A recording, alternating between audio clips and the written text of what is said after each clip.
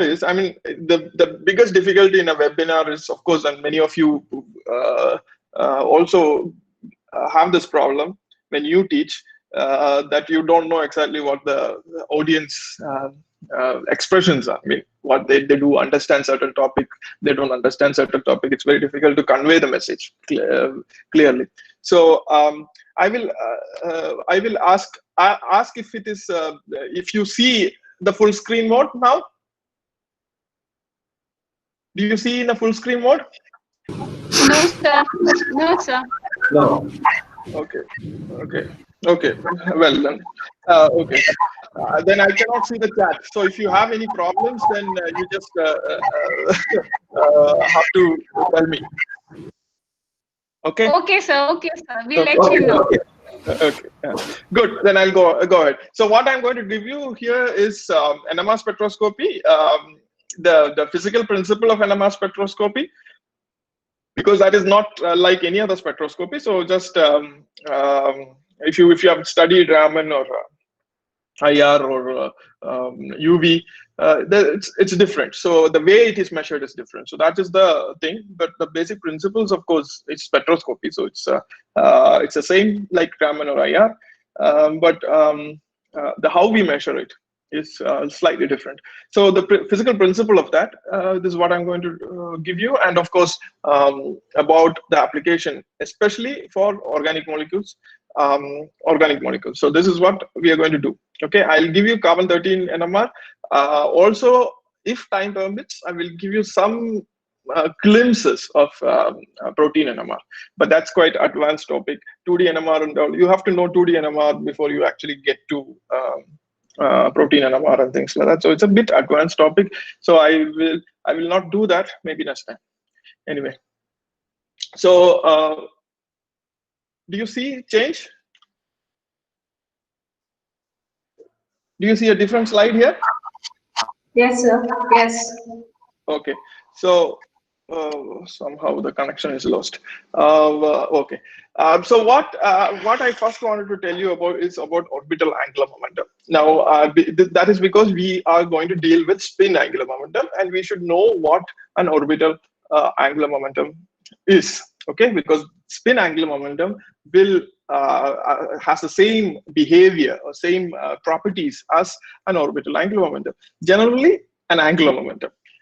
So this is if you study rotational spectroscopy and all, there you also have angular momentum. So there, so the idea is the same. So, but we have to have quantum mechanics. I mean, you have to.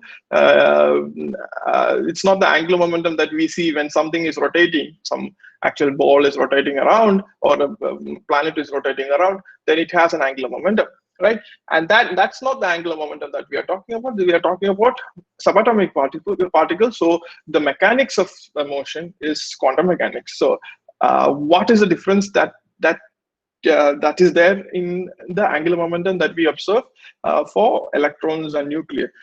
That's what we are going to do, and it's something that you have studied already, but this is just a refresh part. It's a refreshment course, right? So it's a refreshing part.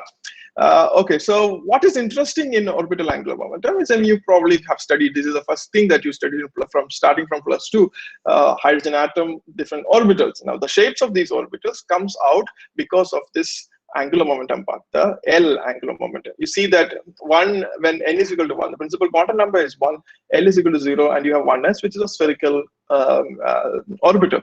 But when n is equal to 2, when n is equal to 2, the principal quantum number is 2, you have a possibility of either L is equal to 0 or 1, right? So when it becomes 1, you get 2p, so like this orbital, right? So the p orbital, or the L angular momentum, or the quantum number for angular momentum, that is L, angular momentum quantum number, or we call it azimuthal quantum number, gives you the shape of the orbital, right?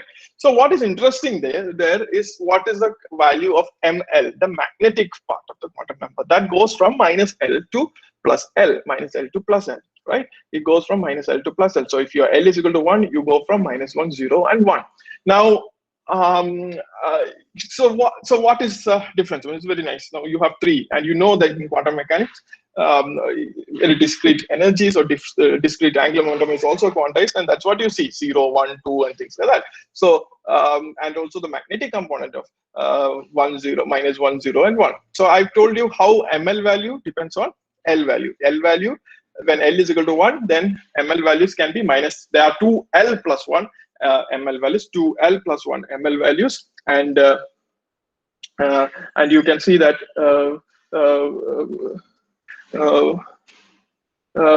and then you can see that there is a possibility of 12 plus 1 ML values, and there is ML goes from minus L to plus L.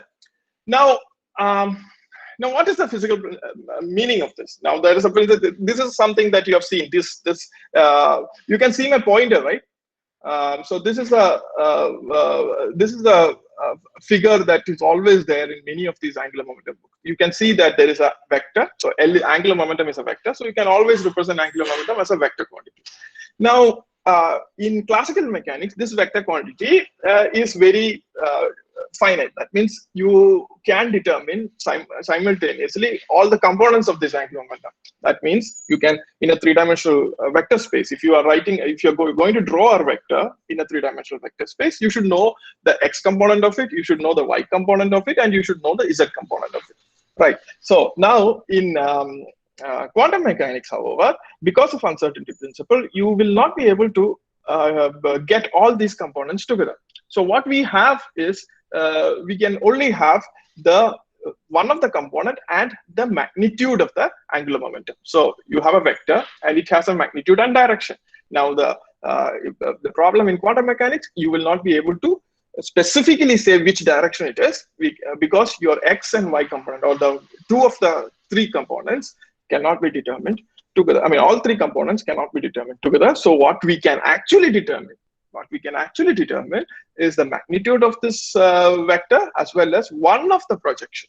Okay, it can be either y projection, x projection, or z projection. Normally, what we take is a z projection. Okay, so you can see that there is a vector here. This is the L angular momentum vector, and projection of this. That you know what projection is. You're going to show us light here, then it is going to project on whatever axis you're going to show that against. Axis against you're showing the light with. So here you're projecting towards the z axis. So this projection we can determine. All right. So this is what we know. Now, what is the magnitude of the angular momentum? That is given by root of L into L plus 1 h cross. H cross is outside the root, right? So root of L into L plus 1 h cross. And the projection is given by ML h cross. So what is ML actually in here? What is ML? ML is the projection. That gives you the projection of the angular momentum vector along the z axis. So this is the important part that you have to know, because this is very important as you go into spin also. The ML is the projection of the angular momentum vector along the z direction, right? And what values are possible? It goes from minus L to plus 1. That means there are 2L plus 1 values possible. So for example, here, if you have L is equal to 2, L is equal to 2, then you have root of 6 h cross. L is equal to 2, that is a 3D orbital. You have root of 6 h cross as the length of this vector. Then what are the possible LH cross values? I mean, what are the possible Z component of the values? It can be minus L to plus L. That is 2h cross, 1h cross. These are the values. 2h cross, 1h cross, 0, minus 1h cross, and minus 2h cross. Having known this, okay. Now, why is this now represented as a cone? That is because you do not know x and y component. If we knew the x and y component, we don't have to have it in a cone, right? In the cone, that means this vector here, because we do not know x and y component, this vector can be anywhere in this. Excuse me, sir. Your pointer is not visible. That is the biggest problem.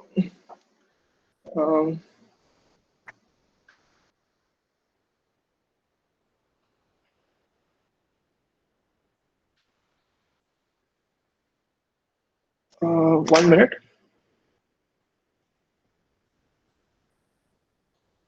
Zero 6 9 4.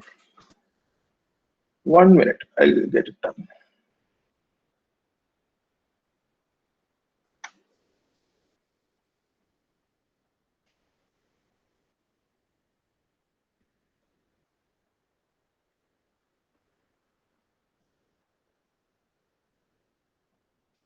It's not coming. Yeah, so what I wanted to tell you is here you can receive the pointer. Here you can see the pointer. Yes, sir. Yes, sir. Yes, sir. Yes, sir. Okay.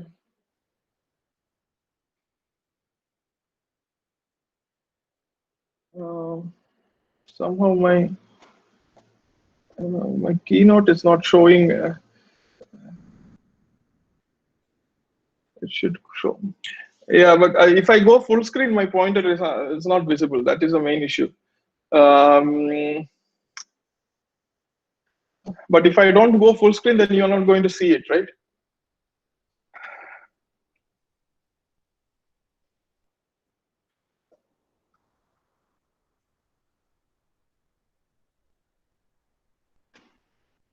You still cannot see.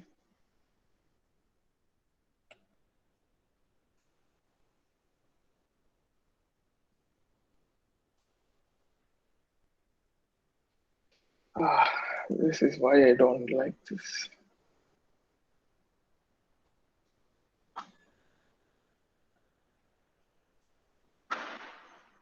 Yeah, fine. Now you can see. Hello. Yes, sir. Yes, sir. Oh, okay, Yes. good. Thanks. Hopefully, it will continue being nice.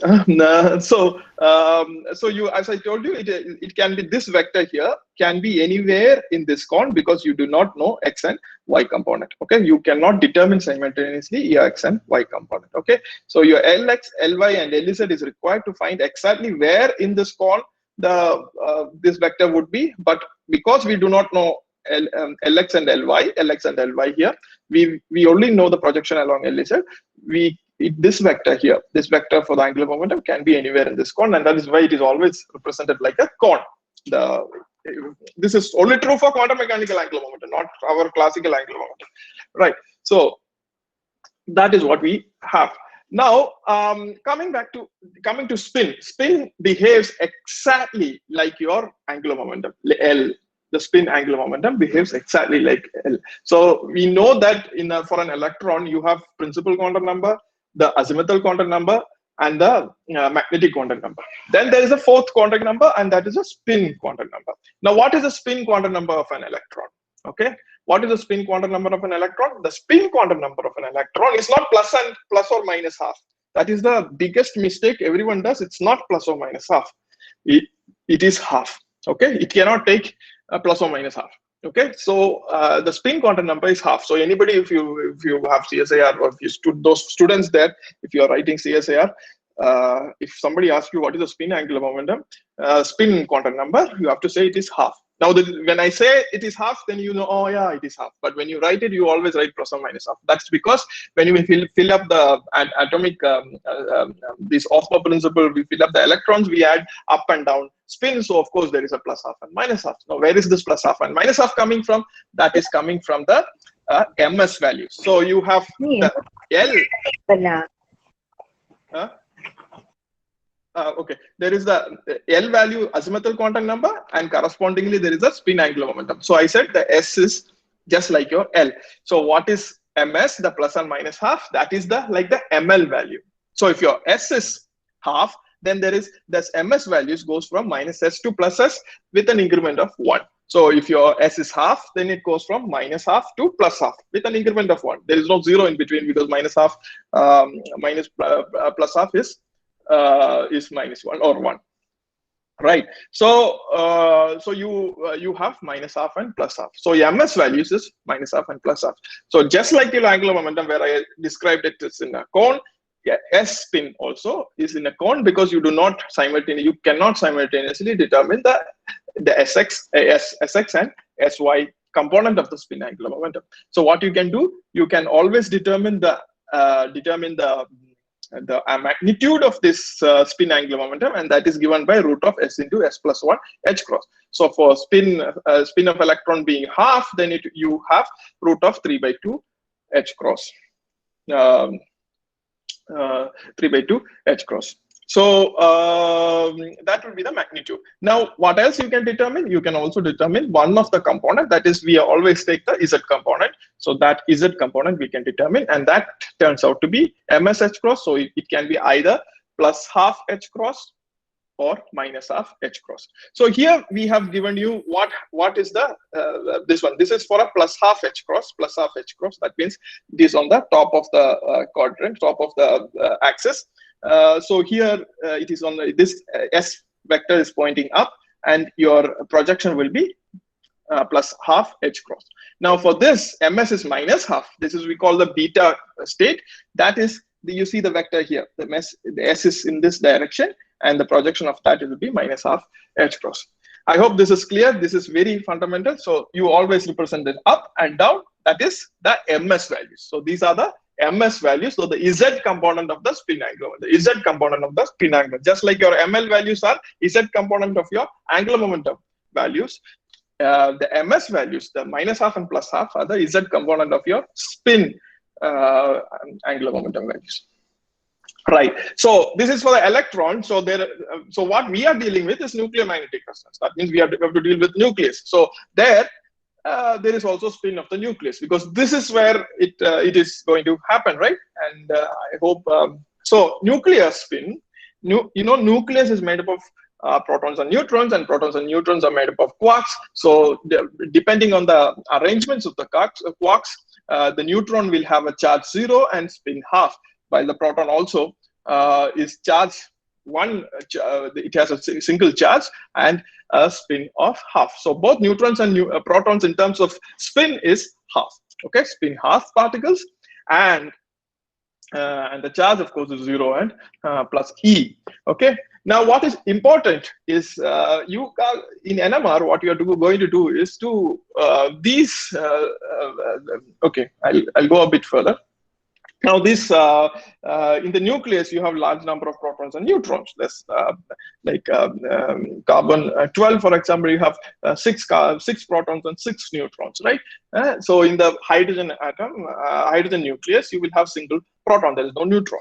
Okay, so the hydrogen nucleus, the spin of the hydrogen nucleus would be half, because the nucleus of the hydrogen has only a proton. So the hydrogen nucleus will be half. But how do you determine the spin of nuclei of different elements, right? So there is a exhaustive way of doing it, that is to arrange. So just like how you determine the spin of an atom, like how Bohr magneton, you calculate the spin magnetron, right? Root of mu into mu plus how many unpaired electrons are there and things like that. Likewise, you can do that for nuclei. So how do? You have to fill up the nucleons. Nucleons are basically protons and neutrons, depending on the energy level, following Aufbau principle. But this Aufbau principle is going to be different from the electron Aufbau principle. Okay, Aufbau principle is building up, right? So you build up the thing and finally add up the number of unpaired nucleons in the energy levels. So that would be the spin of the nucleus. But there is also a simple way of getting it, and that is using atomic mass and atomic number. And what is important to see is this here. If the atomic mass and atomic numbers are both even, just like your carbon 12. Carbon 12 has 6 atomic number and 12 atomic mass. So both are even. The spin is 0. The spin is 0. While if it is odd or even, then it is spin half and things like that. Or half integer. It can be 3 by 2 and things like that. Now what happens if these spin states, what I call this ms values of the, so s is, this is like I, okay, this is the I. So if I is 0, then there is no, if you put it in a magnetic field, or there is no energy difference. But if your spin is half, for example, if I is half, the nuclear spin is half. So what happens? There are two mi values. So there are plus half and minus half. So minus mi and plus mi. I just put s for the electron spin. So I'm just putting I for the nuclear spin. Okay, I for the nuclear spin. Now, these energy values will be degenerate. If they will be degenerate, that means they have the same energy if you don't have any magnetic field, just like your p orbitals, right? P orbitals are degenerate, right? Degenerate. They are your -1, 0, and 1. They are all degenerate. ML values -1, 0, and 1 are all degenerate. But when you put it in a magnetic field, only one magnetic field, one direction, then they split up in energy. So -1 and -1, 0 and 1 will have different energies, so their degeneracy is lifted. So that is what is important. So we have to put it in a magnetic field. If you don't put it in a magnetic field, the splitting in energy will not happen. Okay, so that is the Siemens effect. That is the Siemens effect. I will come to that. So you can see that I is equal to half. When I is equal to half, spin quantum number is half. There are 2I plus 1. There are 2 energies. When I is equal to 1, 2I plus 1, 3 energies. When I is equal to 3 by 2, there are 4 energies. 2I plus 1, that is 2 into 3 by 2, that is 3 plus 1. So 4 energies. It goes from -I to +I, -3 by 2 to +3 by 2. Okay, so this is the most important thing. This is the Siemens effect. Siemens effect is you have to have the magnetic field. If you don't have magnetic field, there is no NMR. Also, something else, it has to have a magnetic moment. Your nucleus or your electron or your whatever atom, they should have a magnetic moment for the magnetic field to interact with the magnetic field to interact with your substance or material. So it has to have a magnetic moment. So what happens is your spin S or I, whatever, that has a relationship with your magnetic moment. So it's actually the spin, actually, because these are charged particles, they are going to create a magnetic moment. Just your electrons can create magnetic moments. Your S or the spin nucleus, because that is positive charge, right? So that is also going to create a magnetic moment, and that magnetic moment is given by this equation. Mu is the magnetic moment. Mu is the magnetic moment is equal to gamma S. So it's very simple equation. Mu, the magnetic moment, is directly proportional to your spin. Directly proportional to your spin quantum number. Directly proportional to your spin quantum number. What is the proportionality constant? It is the gamma gyromagnetic ratio. And and this is not a universal constant. Okay, this is a constant for one particular nuclei or electron and things like that. So if hydrogen nuclei will have a different gamma, carbon 13 nuclei have a different level, nitrogen 14 has a different number, nitrogen 15 will have a different gamma, deuterium will have a different gamma. So that depends on the charge to mass ratio of your nuclei or substance. So gamma is the proportionality constant, which is called the gyromagnetic ratio. It's called the gyromagnetic ratio. So what is gyromagnetic ratio? It is a proportionality constant that equates magnetic moment with the magnetic moment with the spin of the nuclei. So I'll just do nuclei and I will not talk about electrons anymore. Now, what is this interaction energy? This Siemens effect, the energy is minus mu dot B. And you can see that you are applying the magnetic field. You're not applying the magnetic field in all directions. You're going to apply the magnetic field only in one direction. Okay. And then you will get, then only the Z component will be there because we take it in one direction, and that direction we take it as the Z component. Okay. Because it is our height, so we can always do that. So, and then you can see you have to put the mu Z, gamma SZ, because now in the mu Z, it's only the magnetic moment along the Z component that is going to react, that is going to interact with the BZ, right? So you have the SZ. So when you do it, and you know what SZ values are, that is MZ H cross or MS H cross, right? And so you see that energy difference coming up, right? So gamma. So minus gamma MS H cross B0 is the energy. So MZ or MS can be 2 plus half or minus half, because we are dealing with spin half. Mostly we deal with spin half. So spin half. So and your MS values would be plus or minus half. Okay, so you have only the either the plus half or minus half. And you can find the delta E, the difference in energy that turns out to be gamma H cross B0. You can convert that into frequency unit, and that will be, this is a radial frequency unit, that will be gamma B0. You have to divide by 2 pi in order to get the frequency in hertz. Okay, and this, when in hertz, you find that it is written in megahertz or in radio frequency range. So this energy required for nuclei to get excited from the ground state to the excited state, they are in the radio frequency range. Okay, this gamma B0 over 2 pi will be in megahertz range, which is a radio frequency range in the electromagnetic spectrum. So you have to supply radio frequency. You have to supply radio frequency in order to excite the nuclei from the plus half state or the ground state to the minus half state. Now, what is important in here, this equation is this frequency here, because this is what we are interested in, right? This frequency here, gamma B0, because that is the absorption frequency, right? Gamma B0 depends on your gyromagnetic ratio as well as your magnetic field.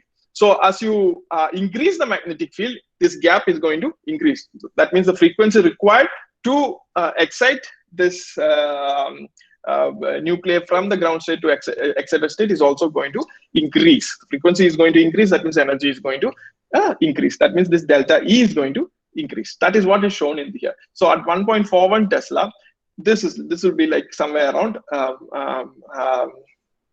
60 megahertz for the proton. Gamma, if you multiply the gamma of proton multiplied by B0, that will be 60 megahertz. Now, normally in NMR, nuclear magnetic resonance, we give, rather than talking about Tesla, which magnet we are measuring, we give it in the frequency unit of proton resonance frequency unit. So it is 60 megahertz, then you have to put this omega 0 over T2 pi is 60 megahertz, and then you should be able to calculate your B0.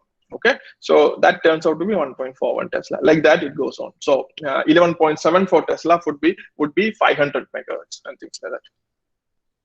Okay. Now, what is important is the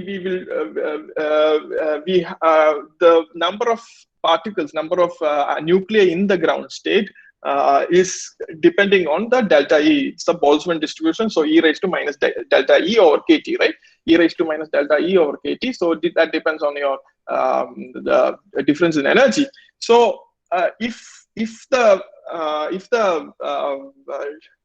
energy difference is larger, that means there are more nuclei in the ground state. Normally, you should know that in the whole of electromagnetic spectrum, radio frequency has the least frequency. I mean, that is the energy gap actually is really small compared to rotational spectroscopy, vibrational, and things like that. So almost equal population are there in the minus half state and plus half state at room temperature. Okay, almost equal. Of course, some is a few of them, like in 20, I think 27 parts per million is higher. Parts per million, that is 0.0000, like higher in the ground state. That's all.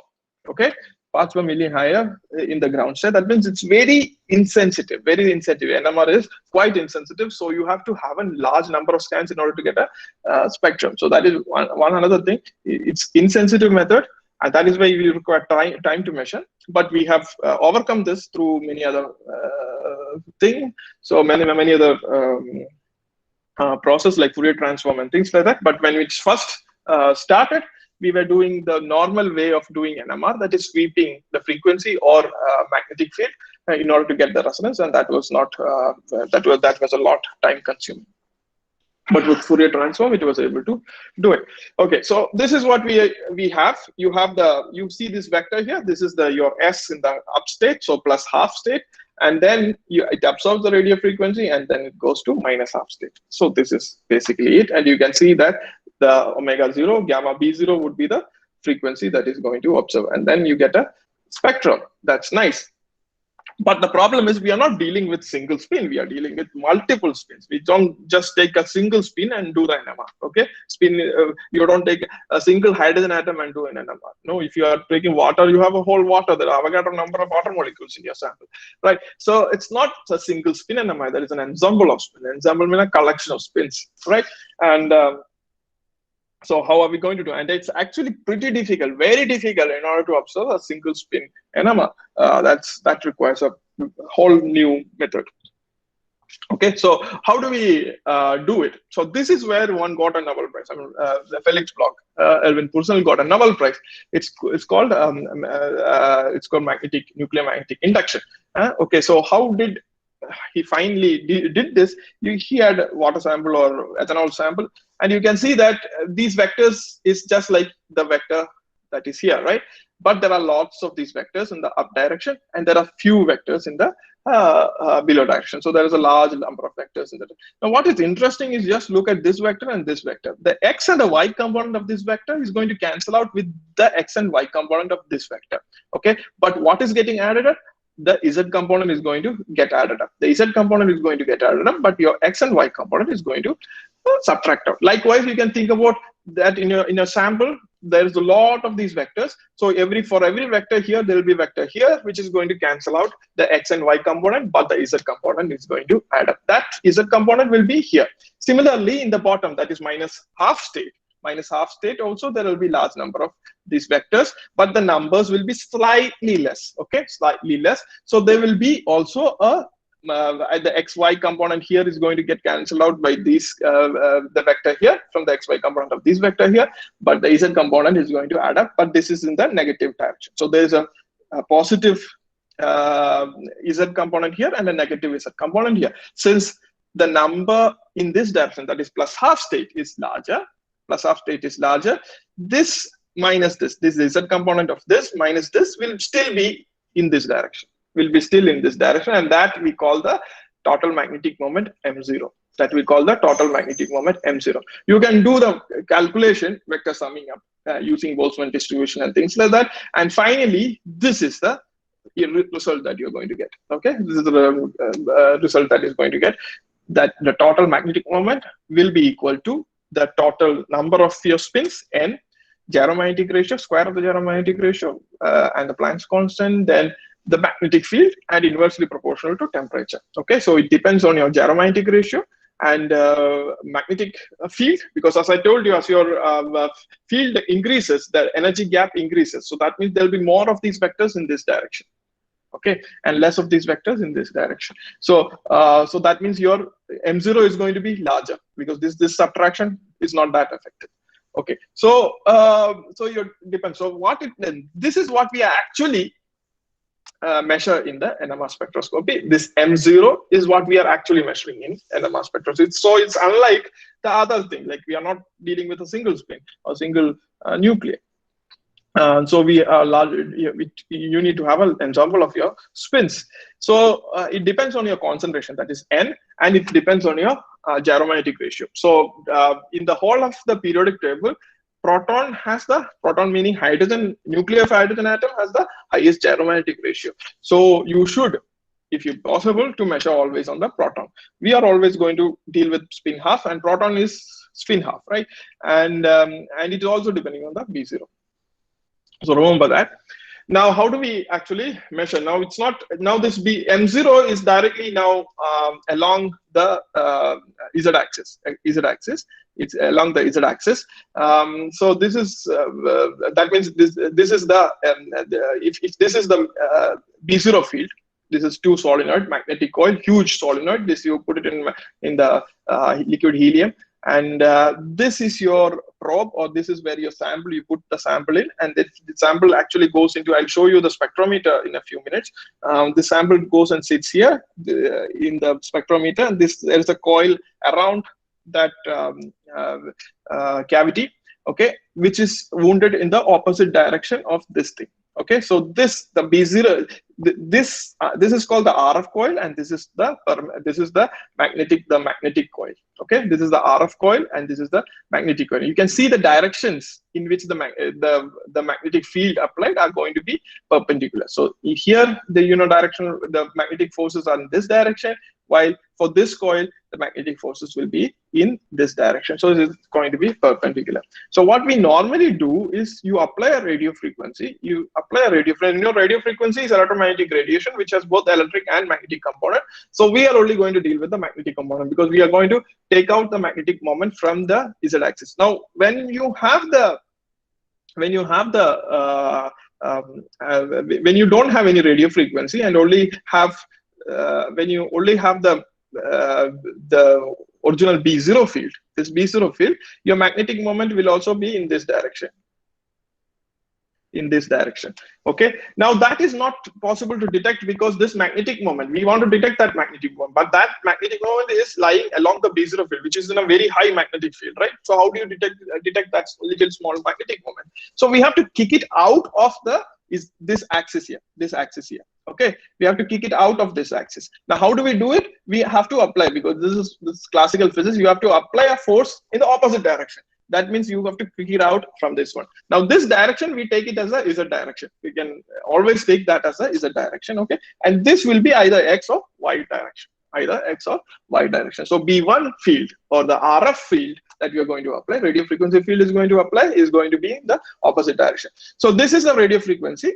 This is the radio frequency that you have to supply, and that, you know, the amplitude is given by the B1, the amplitude of the magnetic oscillation you see in the radio frequency, that is given by the B1. Now, this is not how we supply. This is like a continuous wave. That is not what we do. We actually pass through a gating circuit where there is nothing for some time, and then you suddenly switch on the gate, open the gate, and then close it, and that's it. This is a very short duration in microseconds. This short duration is a microsecond, and that microsecond, this time for it to open, that depends whether it is you are going to give it a what kind of pulse, or this is called a pulse. This is called a pulse because it's a short burst of radiation. There is absolutely nothing. Then you open the gate, then you close the gate. Okay, this thing is called the pulse. This way of doing it is called the pulse. Now, what is good thing about pulse is this particular frequency will have a certain frequency. Let's say you are measuring something at 1.41 Tesla. So your proton frequency, the hydrogen nuclear frequency is 60 megahertz. So this will be this frequency. You need to get it out of the this plane, M0 out of this plane should be around, because you need that frequency to observe, right? So it's 60 megahertz. It should be 60 megahertz.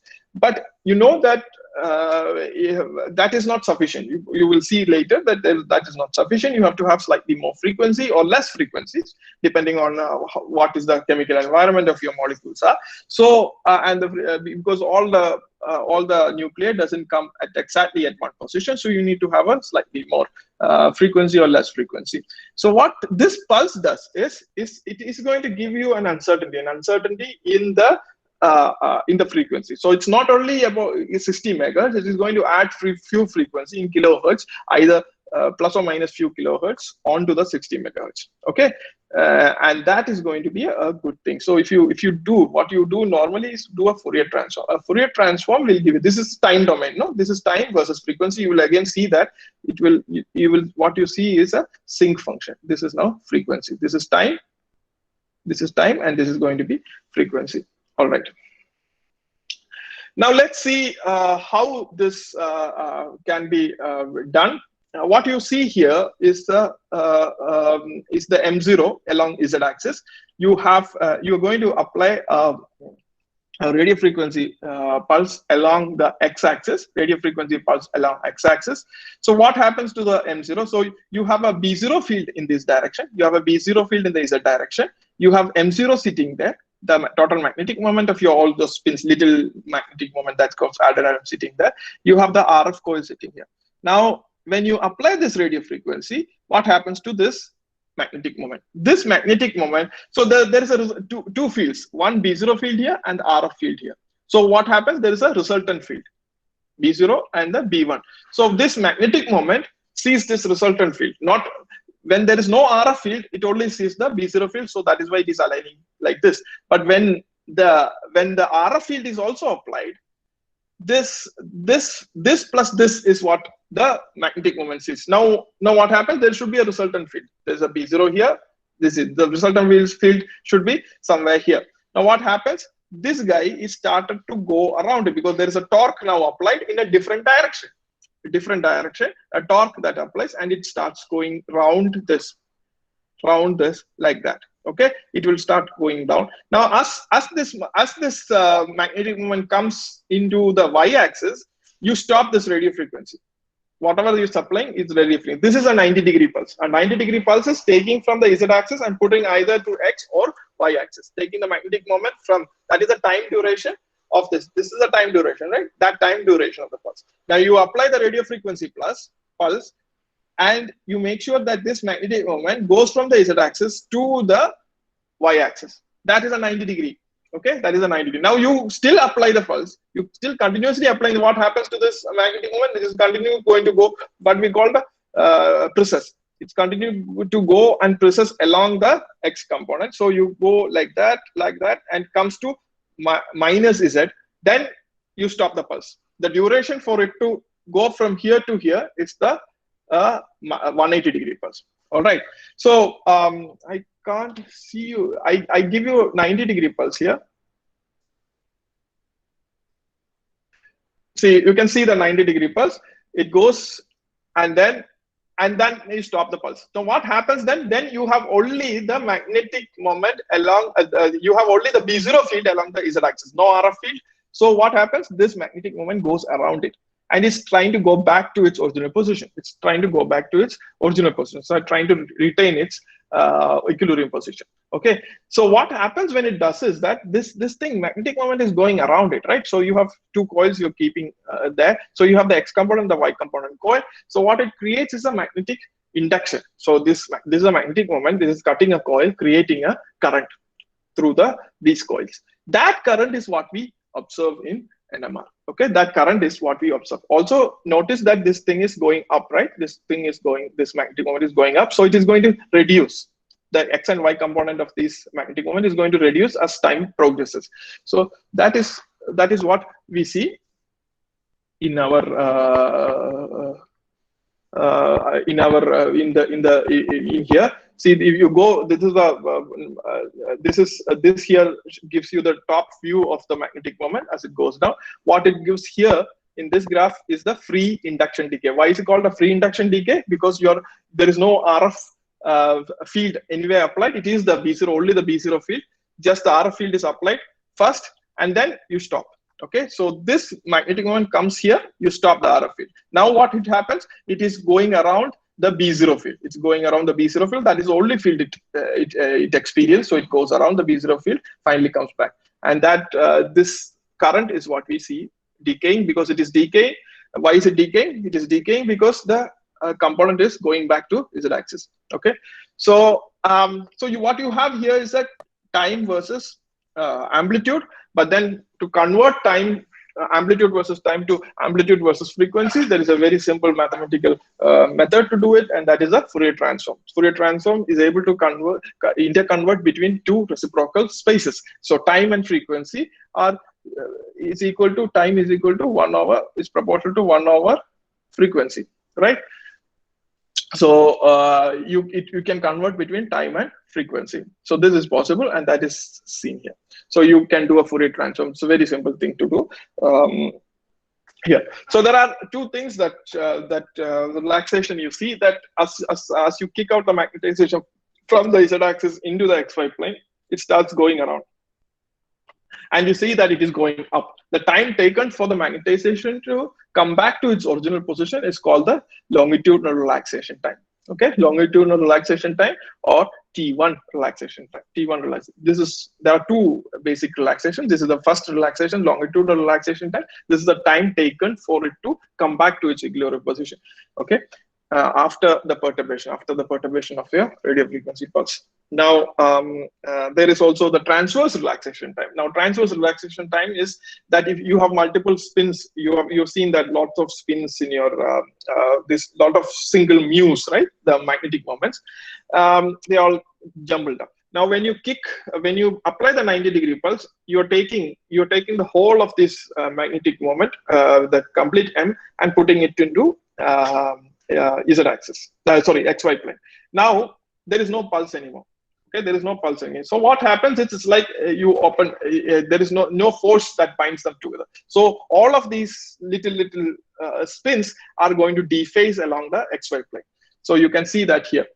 They kind of dephase with time. So your XY component is going to reduce. You see the XY component, because they're dephased. This is going to getting cancelled with this, so you're going to get cancelled out. Okay, this is the same thing that I've showed you in the thing where you have seen the XY component is getting cancelled out because of and only the Z component gets added up. So same thing.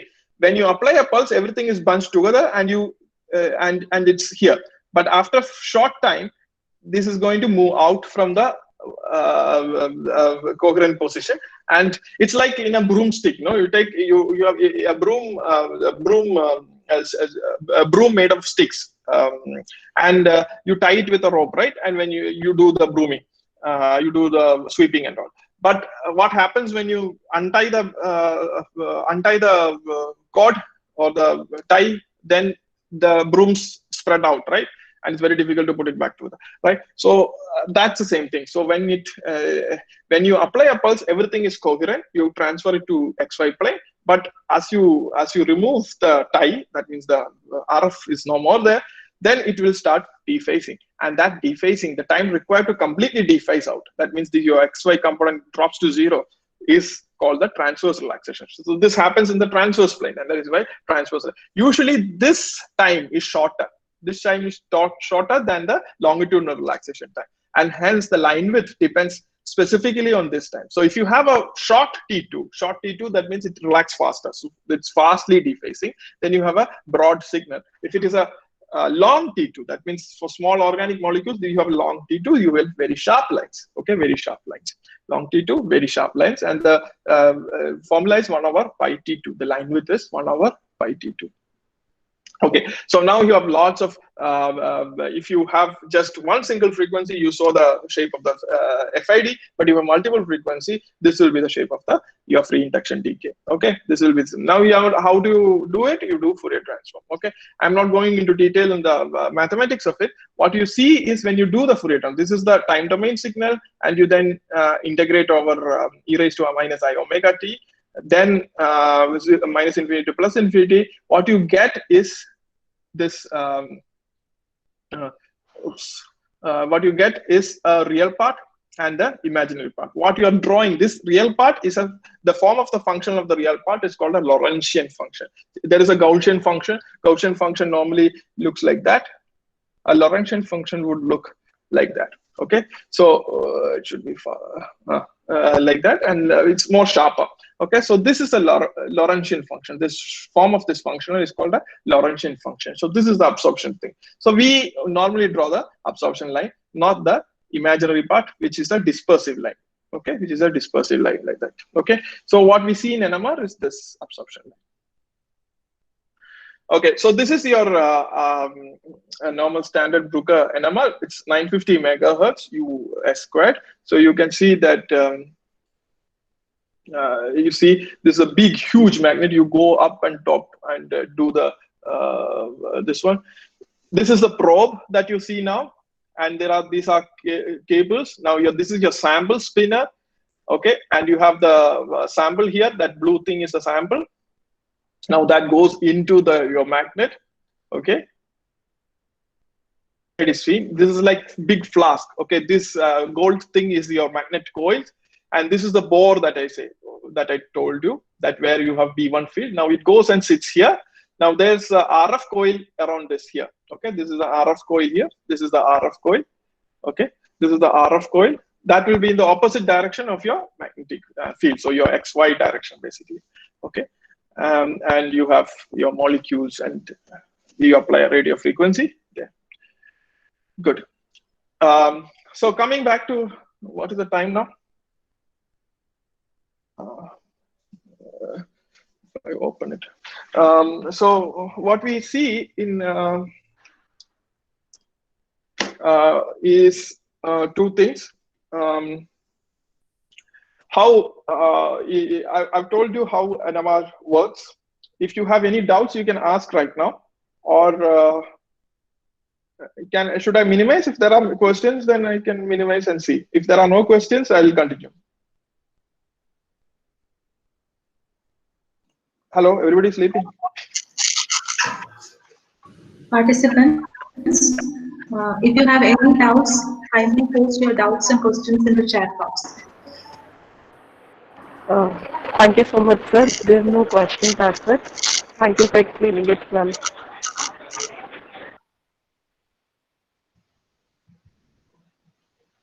There are no questions, right? Till now, we haven't received any questions, sir. Okay, okay. But you can actually write there. If I wanted to stop, if there are questions, then please let me know. Okay, sir. Okay. Okay. So, but I hope this is clear. If any part is not clear, please let me know.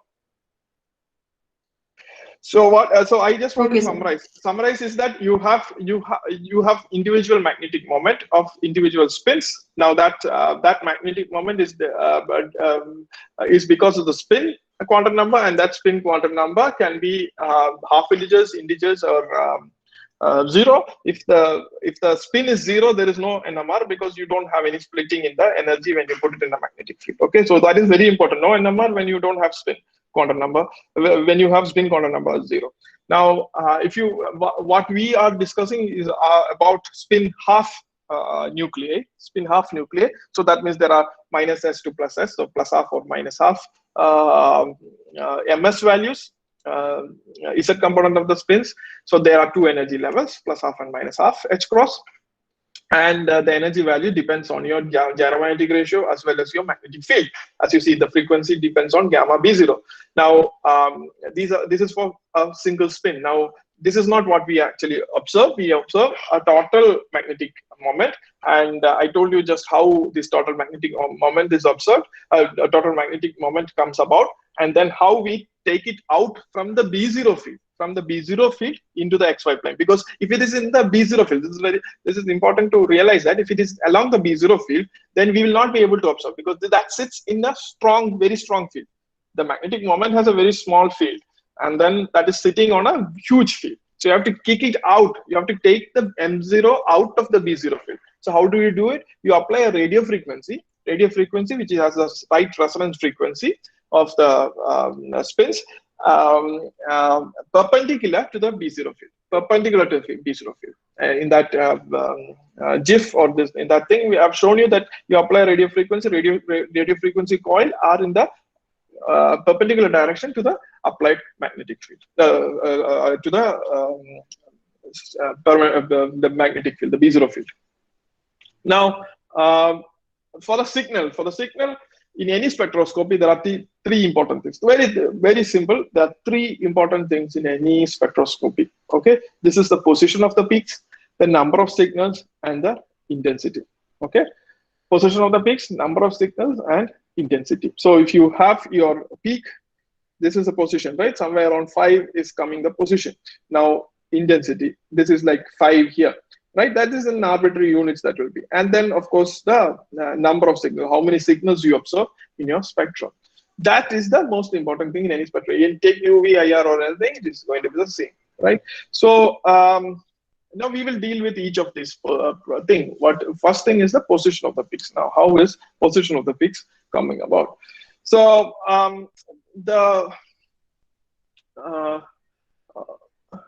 the most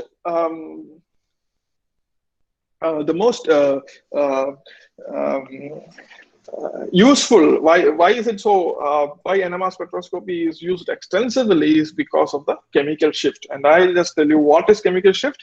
All of you should know, I should already know about it, since all of us are chemistry students.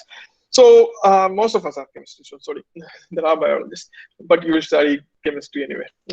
So it has a nucleus, of course. We are looking at the nuclear spins, but this nuclear spin sits around a electron cloud, right? It has electrons around it, right? Electrons around it. Now, electrons are charged particles. And when they move around, they are going to create a magnetic field. Okay, they are going to create a magnetic field. So what happens? Now, usually these electrons are a very strange character. It's like our kids. You do something to it, you ask them to do something, they will do just the opposite. Okay, or our students, you ask them to do something, they will do just the opposite. Just see what happens, we do the opposite. That kind of thing. Highly disobeyed people. So the electrons, you push it one way, electrons will push the other way. Yeah. So you apply a magnetic field. You're going to apply a magnetic field in order to see a resonance, right? And the nucleus is sitting there and the electrons are moving around. So what happens to this electrons are moving and they're creating a magnetic field. And this magnetic field will always oppose the applied magnetic field. Okay, so B0 field that is being applied, that is being opposed by the circulating electrons. Now the intensity of this electron. So what happens to, what is the result of that? What is the result of that is the field absorbed by the nucleus is not exactly B0. Okay, the field that is felt by the nuclei are not exactly B0, and it will be modified by the circulating electrons around it. Depends on of course, how dense the electron clouds are. If there are more, if the electron cloud is more, then the field will be affected very badly. Okay, so if there are more electron clouds, this nucleus will be shielded. We call it shielded, no, because the electron clouds is going to reduce the magnetic field. Is going to reduce the magnetic field felt by the nucleus. So if there are large, if the electron density is large, then the nuclear feels very strong shielding, So I told you your omega, the frequency in radian units, is given by gamma B0. Now in this formula, there is no all the nuclei, all the protons in your ethanol, for example, CH3, CH2, OH. There are three types of protons: the methyl proton, the methylene proton, and the hydroxyl protons, hydrogens. Right? All three should have come in with this formula. All three should come in the same frequency, right? Same frequency. That, however, is not the case, right? They all come different because their chemical environments are different. Okay, the OH, for example, has a the hydrogen is attached directly to the oxygen. Okay, so almost all the electron density on the hydrogen is being taken over by the oxygen. So the hydrogen doesn't have any electron density around it. Okay, so the B0 felt will be larger. So this omega, of course, has to be modified. Okay, omega has to be modified because of the electron around it. So what is the frequency? Now the frequency is we have to introduce the shielding part. So omega B0 minus sigma B0. You have to take out minus gamma sigma B0. Gamma sigma B0. It also depends on your gamma. So nitrogen compared to proton, nitrogen has lower gamma, so the shielding will be less. Okay, so but sigma can be different also. Okay, sigma of nitrogen will be different because it has more electron negativity than proton. So there is a different way. So gamma 1 minus sigma B0. So you have to subtract out minus gamma sigma B0 from your gamma B0. Okay, the frequency. So you have to subtract out that frequency because of the shielding. This is the additional factor that we are adding, the sigma, the shielding part. Okay, so the shielding will be higher if more electron density are around the nucleus. This is important to realize. If there is more electron density around the nucleus, shielding will be higher. If there are less electron density around the nucleus, shielding will be less. Now let's look at this ketone. Now you can see there are three types of hydrogens. There is CH3, there is CH2, and there is a benzyl hydrogens in the benzene ring. Okay, so this we are measuring at 1.41 Tesla. So your proton hydrogen frequency will be around 60 megahertz. You see the CH3 peaks comes at 59.3997 megahertz. The CH2 methylene hydrogens comes at 59.99982 megahertz. You see there is a small difference. Okay, you should also realize that these are in megahertz. This is in megahertz. It's not actually. It's not in megahertz. It looks very small because it is in the fourth decimal places. But in kilohertz or hertz, it is still pretty large. In hertz, it is pretty large. Then you come to the benzene that comes at 59.999995 megahertz, right? So you are supplying radio frequency at 60 megahertz. CH3, CH2, and the benzene hydrogens all come at different frequency. That is actually pretty good. You are now able to distinguish. You are now able to distinguish each individual type of hydrogens in your molecule.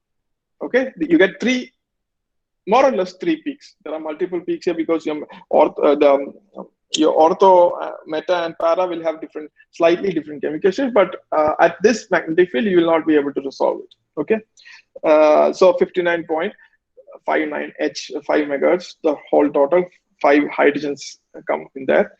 There are 3 hydrogens here, 2 hydrogens that comes in here. All right, so you get 3 peaks.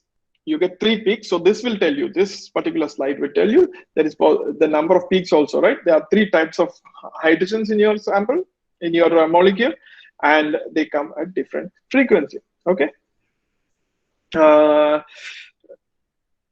Now the issue is that this difference is what we call the chemical shifts. These differences that we see here are called the chemical shifts.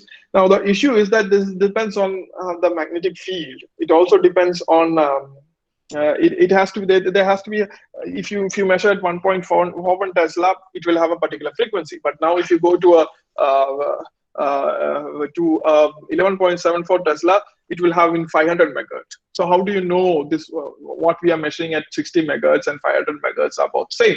So we have to have a standard. We have to have a standard that kind of reference these shifts that is seen across multiple fields. Now, how do we do that? We do that using what is called a reference that we add into the molecule. This is the important one.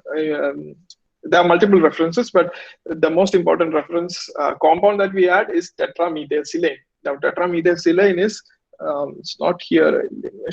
This is if you have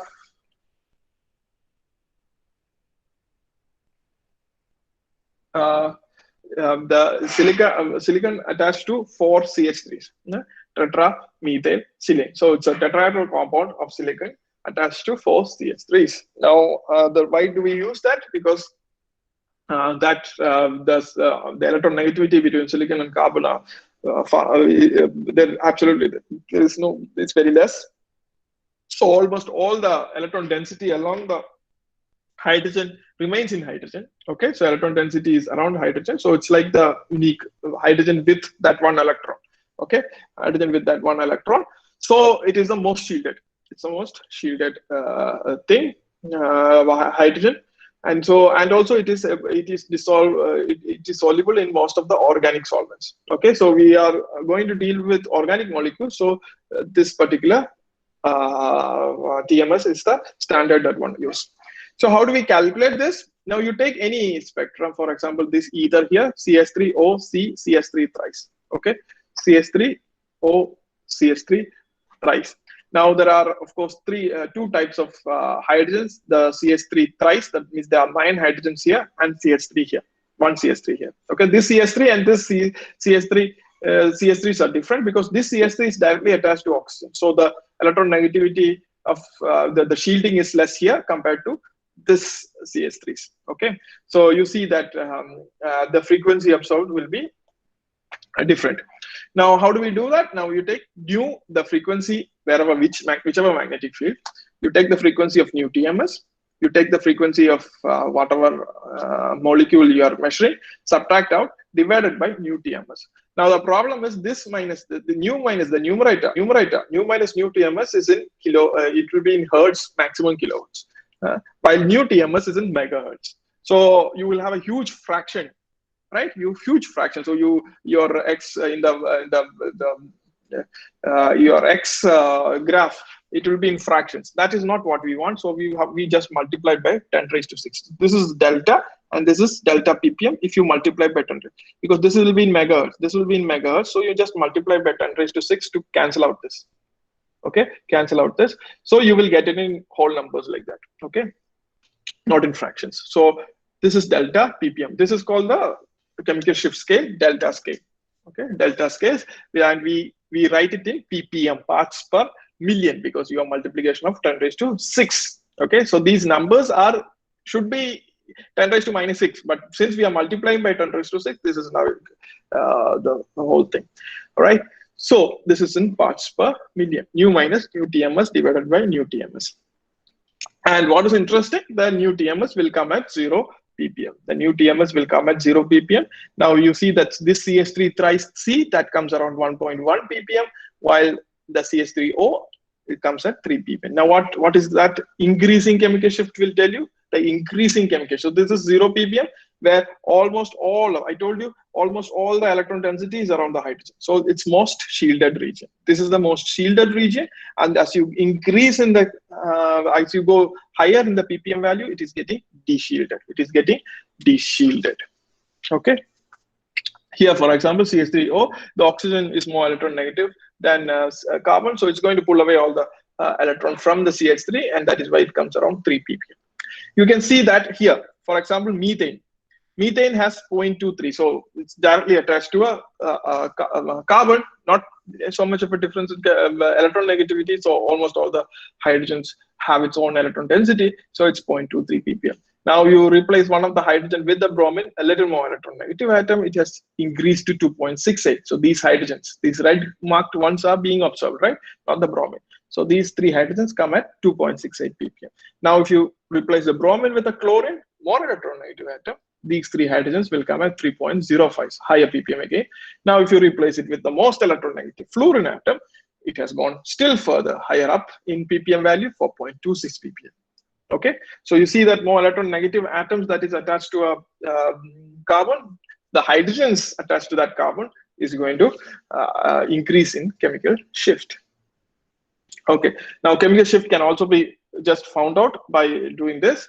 Chemical shift delta is shift in hertz divided by spectrometer frequency. Just do shift in hertz divided by the spectrometer frequency in megahertz. Okay, so there is a shift is 50 hertz, then 50 by 500, let's say, that is a megahertz, 11.74 Tesla, then it's 0.1 ppm will be the chemical shift. Okay, so how do you convert between different fields? If your spectrometer frequency is 60 megahertz, this is gamma b0 over 2 pi. Gamma b0 over 2 pi is 60 megahertz, and gamma of hydrogen is what we're taking, okay? Gamma of the proton. So 60 megahertz, then 1 ppm will correspond to 60 hertz, okay? From this equation here, okay? Now, if for 100 megahertz, 1 ppm will be 100 hertz. For 300 megahertz, 1 ppm will be 300 hertz, okay? So 1 ppm here would be 300. So 60 megahertz in 1 ppm will be 300 megahertz in 300 megahertz, 300 hertz in 300 megahertz. In ppm value, if you ppm value of this particular CS3 tri-C 1.1 ppm, 60 megahertz is still 1.1 ppm. You go to 300 megahertz, is still 1.1 ppm. However, the frequency in hertz would be 300 hertz in 300 megahertz and 60 hertz in or close to 60 hertz in the in 60 megahertz. Okay, so that is the important part.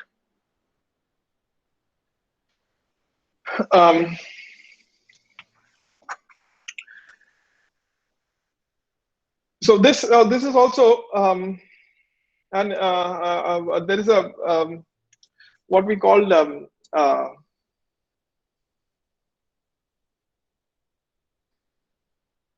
now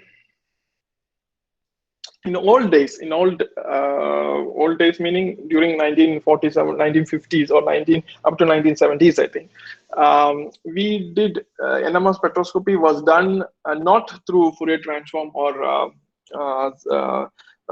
pulsed NMR, rather we did field sweep NMR. But the terminologies of many of these terminologies that existed during those times continues to be here. So for example, the shielded nucleus, shielded nucleus, I told you the shielded nucleus comes at smaller ppm values, like close to 1, right? Close to 1. That means the electron density is around it, that is kind of shielding the nuclei. Now, old days, what we did was, you should know that in most other spectroscopy, we only sweep the frequency because the system, the Hamiltonian, the energy levels are set up by the molecule itself. Okay, but in NMR we have two possibilities. You can because your omega 0, the frequency depends on your magnetic field. Now, absorbed magnetic applied magnetic field, B0 field, right? So you can either change the frequency or you change the field. Okay, you can either change the frequency or you can change the field. In old days, or meaning before the Fourier transform or anything, what we did normally was change the field. Rather than you fix the frequency, let's say 60 megahertz, you fix the 60 megahertz. Okay, 60 megahertz. Now what happens at 60 megahertz is 1.41 Tesla. 1.41 Tesla. Now, if the molecule, if the nucleus is shielded, what happens? The magnetic field 1.41 Tesla is not felt by the nucleus. Only if 1.41 Tesla is felt by the nucleus, then we can get a resonance frequency of 60 megahertz. right? Since that 1.41 Tesla is not felt by the nucleus, that means it is reduced, let's say 1.39 or 1.3 Tesla. Then, in order to get to 60 megahertz, that means you have to apply more field. Okay, so what happens? You're going to apply, if you're going to sweep the field, you're going to vary the field, then you have to go at higher field for the magnet to for the nuclei to feel that 1.41 Tesla. For a shielded nuclei, to feel 1.41 Tesla, you have to vary the field higher than 1.41 Tesla. Okay, to get to 60 megahertz, right? Because you're fixing 60 megahertz. You're going to sweep the field. Okay, and as you sweep the field, you reach 1.41 Tesla, but the nuclear doesn't feel 1.41. So you have to go further than 1.41 Tesla, or what we call an upfield. You go an upfield shift. You have to go further than, higher than 1.41 Tesla for the nuclei to feel that 1.41 Tesla to have the frequency of 60 megahertz, right? So in this terminology, upfield and downfield shift, the shielded nuclei are shifted upfield. So that means closer to higher, smaller ppm value, while the deshielded meaning something attached to electronegative atoms, those are shifted downfield. We call it shifted downfield. Okay, so this terminology you should understand. For example, this here, CH3Cl, it's going to be shifted compared to CH4. It's going to be shifted downfield. Okay, so downfield is deshielding, upfield is shielding. Okay, I hope that is clear. Now, I told you different nuclei, different chemical environment, and so they have different frequencies. So that is why, and very easy to actually interpret, not actually, quite easy to interpret basically. So shielding nuclei, like all these aliphatic hydrogens, comes around 0 ppm. This is only for protons, okay? Protons, hydrogen, NMR, H, NMR, okay? So all the hydrogens comes close to 0 ppm. You see, when it's attached to chlorine, bromine, and all, it comes around 3 to 5 ppm. Then you have the triple bond, CH, that comes around 2 ppm. The NH, OH, they have a broad spectrum. The reason of NH and OH having this large chemical shift deviation or large spectral range is because they easily exchange. These are labile hydrogens. They get easily exchanged with your solvent. So they don't really come in the actual position. Then what is important is the benzene hydrogens. They come at 7.5 ppm. That's very narrow range, 7 to 8 ppm. Okay. The alkene hydrogen comes around 6 ppm, 5 to 6 ppm. The aldehyde hydrogen comes around 9 to 10. This region is the deshielded region, quite deshielded, right? Now, aldehyde region, it comes at 9.5 ppm. The acid hydrogen comes above 10 ppm. Now, you know that what acid is. This is H plus. That means your electron is no more there. It is completely deshielded. Completely, there is no electron density around your proton. H plus is proton, right? So that is completely deshielded. So that comes at higher, very high ppm, 11 and 12 ppm. This also RCHO. This also clearly tells you your hydrogen in the aldehyde is acidic as well. Right. So here is the electron negativity of few atoms, how they change with electron negativity of the atom. So let's go here. You see that this is TMS, tetramethylsilane. Silicon electron negativity is 1.8, and then it increases over here. You see oxygen 3.5, fluorine 4. Now, what do you expect? You expect the chemical shift. So that means your hydrogens, we are talking about these hydrogens here, this hydrogen, this hydrogen, this hydrogen, this. Okay. So as you go from right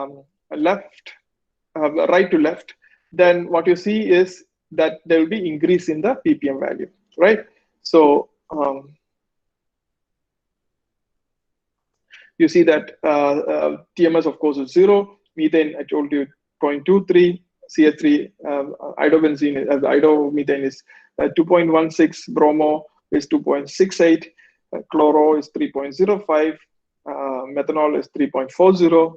Fluoromethane is 4.26. As the electronegativity increases, there is de-shielding because of the electronegativity of these atoms attached to the metals, and that is why you get an increase in the chemical shift of the metals.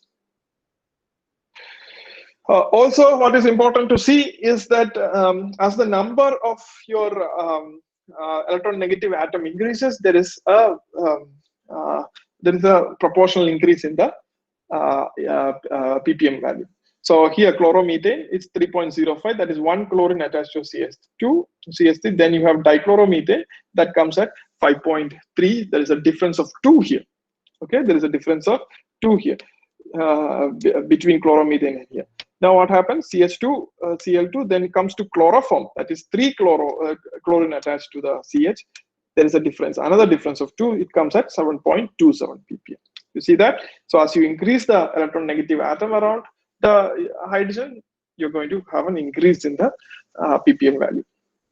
Also, if you're dealing, if it is closer, say for example, this CH2Br, there is a 2 bond between HCBr. There are 2 bonds between the bromine and the hydrogen. Okay, so this comes at 3.30.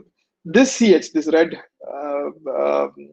depicted CH2 will come at 1.69 ppm because now it has 1, 2, 3 bond difference between the electronegative atom and your hydrogen. Okay, 1.69. How about this CH2 will come close to 3.3 ppm. Now, how about this CH2 again? This is now still further away from your electronegative atom, so it comes at 1 point. It is now getting more shielded because the effect of the bromine is reduced as it goes away from the proton of interest. Then you get less of your de-shielding effect. So 1.25 ppm for this hydrogen, while this hydrogen will be somewhere around 3. This hydrogen will be somewhere around 1.6. Okay, so you should be able to get a whole idea about the molecular structure from the chemical shift itself, and that is what we use not only for NMR, for organic molecules. That is the same thing that we use for proteins and other nucleic acid and things like that. Okay, there is something for the labile electrons around the, or not the mobile electrons around the double bonds. There is a different types of effect. It's called the ring current effect. Now for benzene, you know that there is a electron cloud above and below the plane of the molecule. Okay, so you can see electrons. See this is the p orbitals of the carbons. Okay, so there is a current above and there is a current below the plane of your hydrogens. Okay, plane of your hydrogens. You can know all these hydrogens. Now what it does, it is going around like this. What it does, it creates its own magnetic field. This ring current, this ring, the electron density around the top and the bottom. So this is the benzene ring. The benzene ring is formed by the pi bonds, conjugated pi bonds, and these rings are going to create a magnetic field, and that is going to de-shield the hydrogens here. Now it gets fielded, the field is getting added together, so that means it is going to de-shield. That means it is going to shift to a downfield. There is a downfield shifted. Okay, there is the field experienced here. You see this line of forces that is going to be up. So that means the field, the B0 is in this direction. This field is also in this direction. So then this is both is going to get added up. That means the hydrogens experience a higher field. Okay, higher field. So that means it is getting de-shielded. That is what happens in this one. No, higher de-shielded. This is getting de-shielded. So that is why the benzene rings comes at 7.5. So this is getting de-shielded. It's not because the hydrogens are acidic. This is also case there is in the alkene chemical shift, the induced magnetic field reinforces, just like your benzene thing. It reinforces the applied magnetic field. So they also come, but not as effective as the benzene, because benzene is more conjugated. There's more electron density above and below the plane compared to an alkene. So they come around 5 to 6 ppm. Okay, this comes at 5 to 6 ppm, while benzene comes at 7 to 8 ppm. Okay, alkene. Now there is a different thing for alkyne. Alkyne has two p orbitals, that is pi bonded, and the electron density resembles a sphere. Sorry, it's a cylinder. Electron density resembles a cylinder. Now that, however, is different. This is now going opposite. This force of field is going opposite to your applied magnetic field B0. So this goes in the other direction, right? Opposite to the applied magnetic field. So what happens? This experiences a less field. That means it is getting upfield shifted. It is getting upfield shifted or shielded. So this comes at 2.5 ppm. The alkyne hydrogens comes at 2.5 ppm. The lines of forces, magnetic force that created by the ring current of the benzene, the cylindrical ring current of the benzene, sorry, well, not the benzene, the alkyne, is going to be reducing the applied B0 field. So it is getting upfield shifted or shielded, upfield shifted or shielded. If you understand my logic of this upfield shifted and shielding, you should be able to understand this part. Okay, 2.5 ppm. So summarizing, these hydrogens here is highly deshielded, so that comes 6.5, 6 to 7 ppm. Sorry, 7 to 8 ppm. These hydrogens, of course, is deshielded, and that also comes at 4.5 to 6 ppm. This hydrogen is shielded, it comes at 2.5 ppm. Okay, 2.5 ppm. So remember these ppm values, slightly different ppm values. Also, you should in this one, I have to tell you this CH2 or CH3, like in your aldehyde or ketone, this comes at a very close to 2.1 ppm. Okay, 2.1 ppm. This CH3, because of this ring current, this has a slight effect that it comes around 2.1 ppm. This is attached to a sp2 carbon.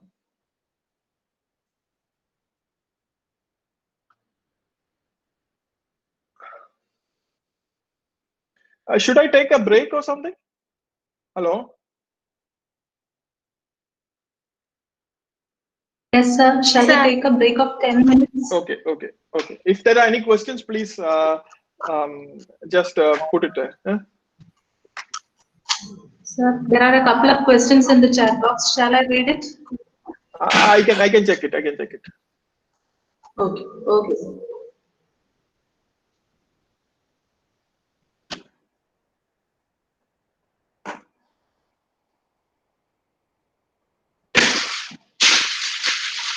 Compound acridine.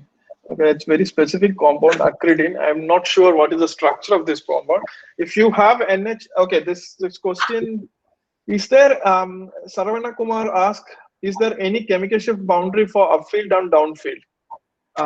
I don't exactly know, you mean boundary. There is no, of course, no, you have to always compare between, you see, for example, in that example with chlorine, no, multiple chlorines, CH3Cl, CH2Cl2, that is getting downfield shifted because you are it's a shift that we are talking about, not the actual molecule. So you have to compare with the original one, what you are comparing it to. So if you go from if you're doing a reaction, you have the reactant and it goes to a product. Now you can compare the reactant and the product and see whether it is upfield shifted or downfield shifted. That is the thing.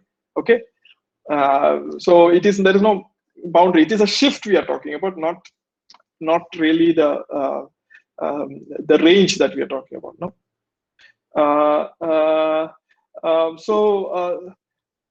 Some of the, so Smita Mane asks, some of the compounds having NH protons resonate in the range 3 to 5 delta ppm, but the compound acridine, I'm not sure what acridine is.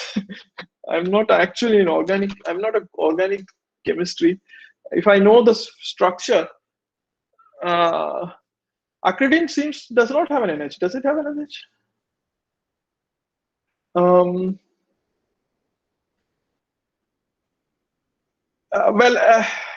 It's like a pyridine, no? It has it's a like an anthracene with it's a pyridine stuff. I think that hydrogen is quite acidic, and that probably is the reason. It's like you're adding up, right? So I think it doesn't have any electron density around the hydrogen, and that is why it comes at 10 to 11 delta ppm. If you look at the charged part of acridine, okay. So that is why it is at a higher delta ppm value. So if you see that your hydrogens are quite high up in the ppm value, that is clearly an indication that that the hydrogen is acidic. Okay, except for, of course, benzene hydrogens and things.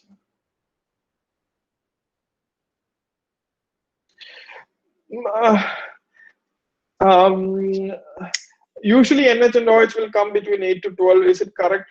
It depends on a lot other things. For example, NH2 comes around 7, 6.5. If you have an acidic hydrogens, of course it will come 8 to 12.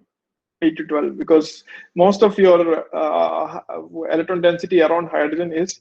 So Alex Joseph asked this. Usually NH and OH will come between 8 to 12. Is it correct to, or any change in that with circumstances? It depends all on the circumstances, how the NH is. Whether there is hydrogen bonding. Okay. So if it is hydrogen bond, then there is a lot more. It is quite acidic also in that sense. That means you don't have the electron density. Almost all the electron density is being distributed between two electron negative atoms.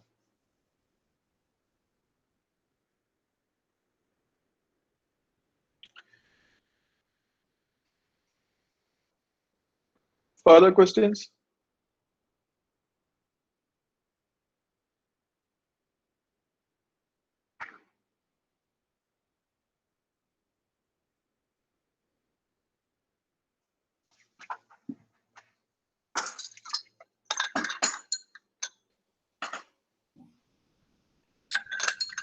So Vijay asked why TMS is used as a reference. You don't have to, but TMS is quite inert. It doesn't react with. You can always see that it's like methane. You see, it's like methane. Only thing is that it's silicon. It's a tetrahedral molecule of silicon with CH3s in all the positions. The electron negativity between silicon and carbon is also same, and therefore the hydrogen is still on. The electrons on the hydrogen are still on hydrogen. It is not being withdrawn by the silicon or carbon. Also, it is not going to react with many of these molecules. Quite inert. Okay, there is no polarizability and things like that, so it's quite inert, and that is the reason why it is used as a reference, especially mainly for organic molecules, because this TMS is soluble in organic solvents like DMSO, CgCl3, and things like that.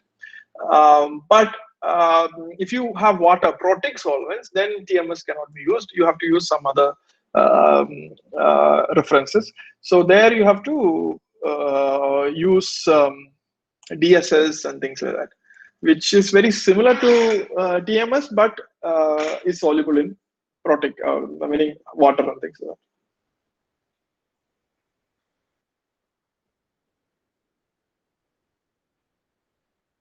What is the effect? So Dr. Sharavana Kumar asked, what is the effect of temperature effect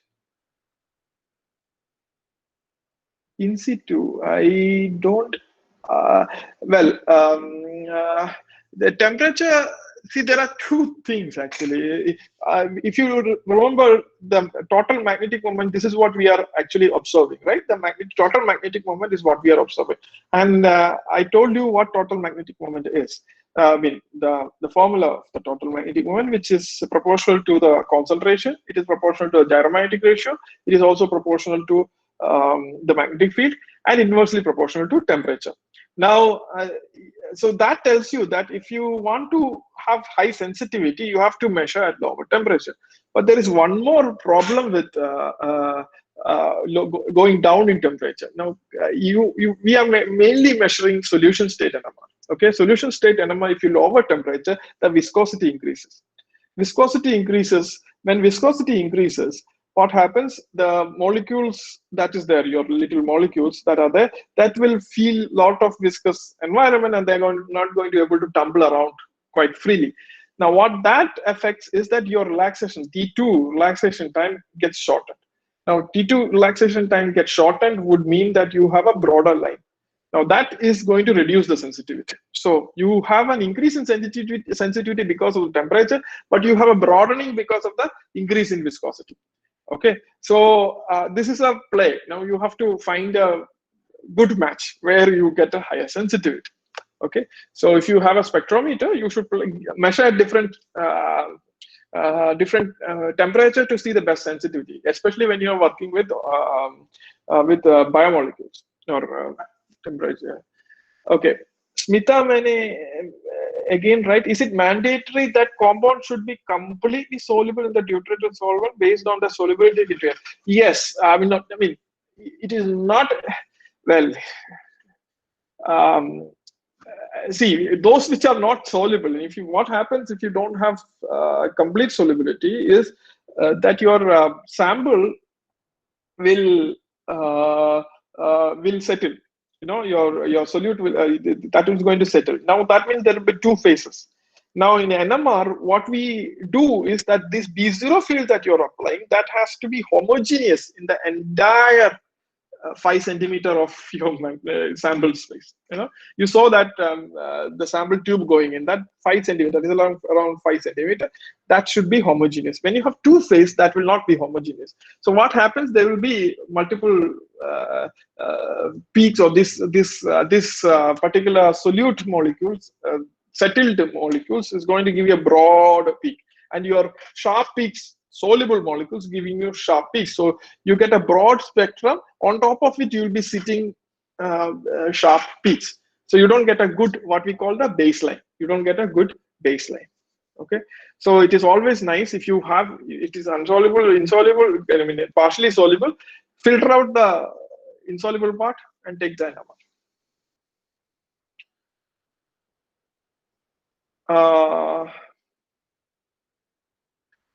DD Gadge says, please explain Fourier transform in.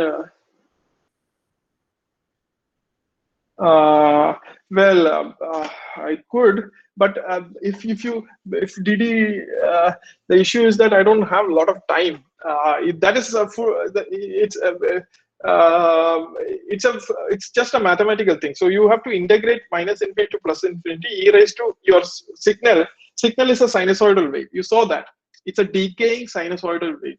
You saw it's a decaying, the signal meaning that free induction decay is a decaying sinusoidal wave. Now what we do in NMR is that this is an analog thing. You get it's a current, right? So that's an analog thing. We then convert that into digital. We digitize it. We find points. Digitize it. It's very easy. In our sound that is that we speak, that is being digitized and then send it to you, and then it is being converted from digital to analog and given to you. The same formula. So basically, NMR is like it's a radio station. Okay. So what we do here is that you have this signal, decaying signal that is digitized. So you have these points. Now you take these points, this FID, what we call digitized FID, then multiplied by e raised to minus I omega t dt. Okay, and integrate. Okay, so it's called Fourier transform. This is the Fourier transform. Basically, and then it's very simple mathematics. Show it very simple mathematics, but I don't know how. I'll have to spend another 10 minutes there to explain that. But if you really, I can send you the thing, or you can just talk to me if you wish to know more about it. Sir, can you explain the relationship? So Dr. Subin Kumar asks, sir, can you explain the relationship between chemical shift and operating frequency? I have said chemical shift in ppm does not depend on your operating frequency. That is the first thing that you should. Chemical shift in ppm does not depend on operating frequency. Okay, operating frequency is basically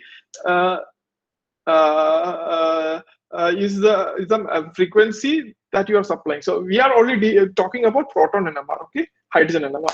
So the chemical shift in ppm value will not depend on the operating frequency. That is why we go into ppm value. Okay. Now,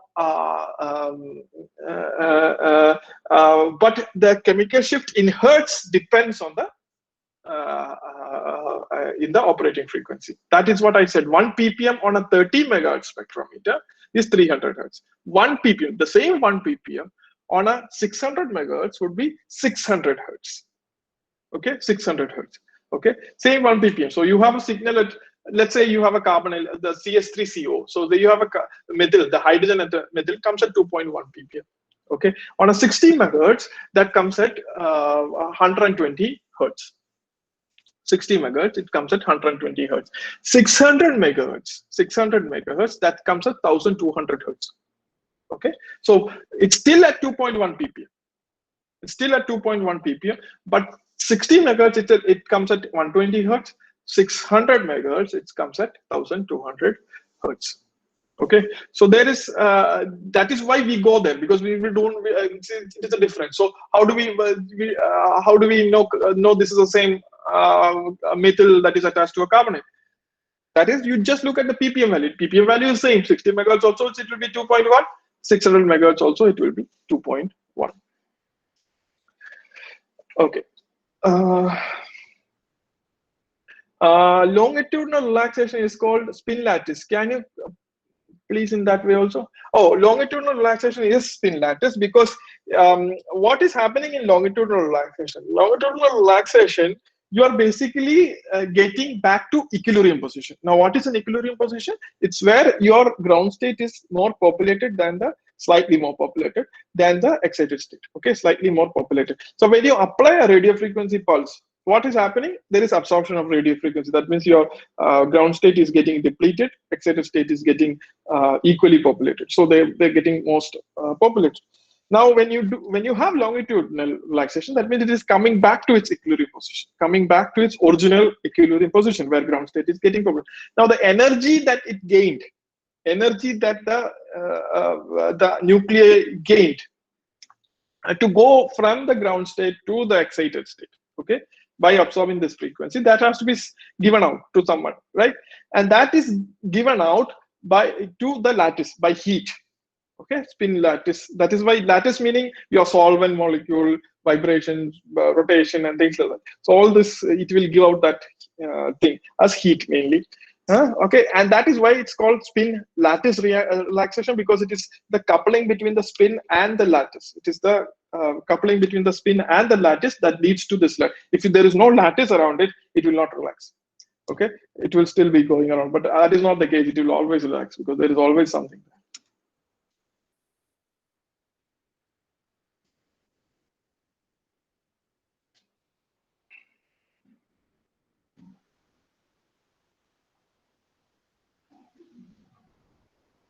Sir, I think no more questions. Shall we take a break of 10 minutes?